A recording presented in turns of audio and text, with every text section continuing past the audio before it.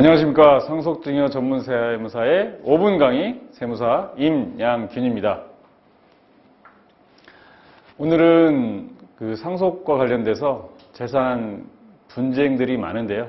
그 분쟁의 그 기초 법률이 되는 보통 유류분에 대해서 사실 처음 듣는 분들 계시겠지만 요즘은 많이들 들어보셨더라고요. 유류분에 대해서 개념과 관련해서 좀 상식적으로 한번 공부해보는 시간을 갖도록 하겠습니다. 우선은 유류분이라는 게 뭐냐. 유류분 말 그대로 유류라는 건 좀 남겨둔 지분이라는 뜻인데요. 유류분이라는 게 뭐냐라고 하면 한번 읽어보겠습니다. 상속인을 위하여 법률상 남겨두어야 하는 상속재산의 일정 부분. 좀 더 어렵죠. 사실 이해가 확 와닿지 않지만 좀 더 쉽게 설명을 드리면 최소한의 상속인이라면 최소한의 받을 수 있는 기본적인 상속재산에 대한 권리라고 이해하시면 됩니다. 이 권리가 어쩔 때 침해되느냐, 어떤 때 때문에 유류분이라는 게 발생하느냐라고 하면 최소한의 내가 상속인으로서 내가 아버님이 돌아가셨는데 내가 예를 들어서 둘째 아들이에요. 둘째 아들인데 아버님이 유언을 남기신 거죠. 내 큰아들이 너무 이쁘니까 내 자산을 모두 이 큰아들에게만 주겠다라고 유언을 남기셨다. 이러면은 사실 작은아들로서 억울하겠죠. 이런 경우에 유류분이라는 제도를 통해서 작은아들은 일정 부분 내가 조금 반환받을 수 있는 권리라고 보시면 됩니다. 뒤에 또 사례를 좀 보면서 그러면 구체적으로 한번 설명을 드려보도록 하겠습니다. 즉 유류분이라는 거는 우리 법에서는 최소한으로 유류분의 비율을 법에서 정한 상속 지분의 비율의 총 2분의 1.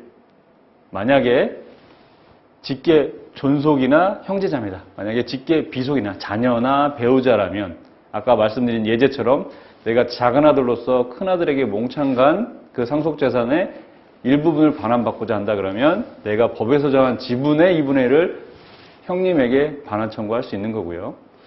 만약에 사실 선순위 상속인이 없는 상태인 직계 존속, 어머니, 돌아가신 아버님의 부모님이 되겠죠. 그러니까 할머니, 할아버지가 살아계시거나 또는 아버님, 형제자매가 있는 경우에는 그 유류분이라는 거는 물론 선순위 상속인이 있는 경우에는 이분들은 사실 상속인에 해당하지 않습니다.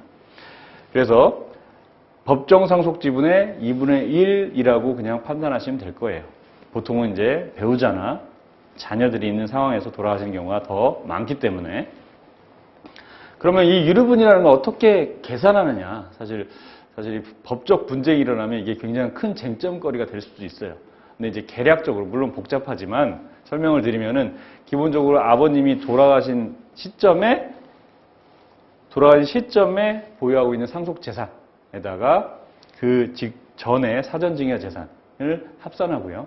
그 사전에 예를 들어서 돌아가신 전에 큰아들에게 증여를 통해서 일부를 줬다든가 상속인의 경우에는 10년 기간 제한 없이 합산하는 걸로 되어 있습니다.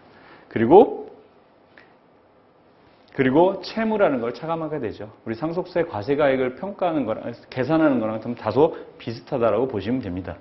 그리고 세 번째, 만약에 그러면 상속재산을 예를 들어서 아버님이 유언을 남기셨다.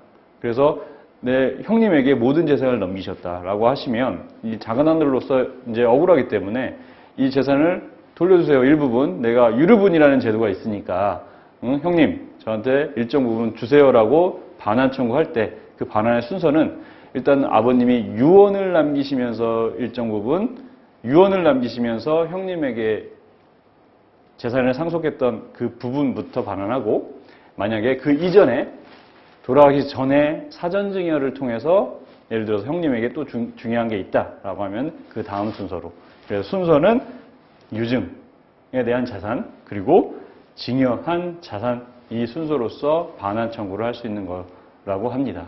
이 부분에 대해서는 사실 법률적인 부분이 가미되어 있기 때문에 사실 복잡하지만 상식적으로 이 정도까지만 이해하시고 전문가에게 꼭 상담을 통해서 문제 해결하시면 좋을 것 같습니다.